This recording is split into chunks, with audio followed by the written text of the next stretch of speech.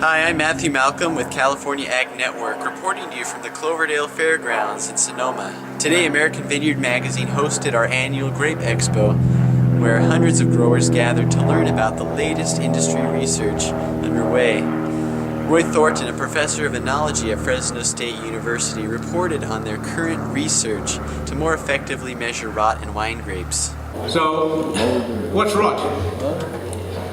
I think one of the big problems is that people regard rot kind of superficially, that, oh, I can see this moldy stuff growing on my grapes, and so the focus has always been on the mold, and really what's been ignored to a large extent are things like the bacteria which are present and a whole host of yeasts. And so besides the obvious molds, all these bacteria, for example, operate in the low pH, high sugar concentration situations that we find in grapes. In the last few years we've been trying to get a method for objective estimation of rot in wine grapes. It's been with mechanical harvesting and long journeys up the valley.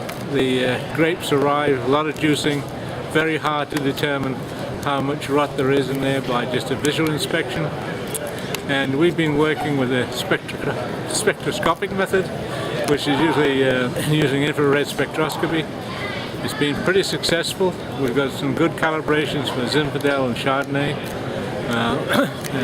grapes, and we have done a lot of beta testing. We haven't got this year's results in. We're expecting a good correlation between what we see in the lab and the samples from the sugar stands. 3 big wineries have supported us.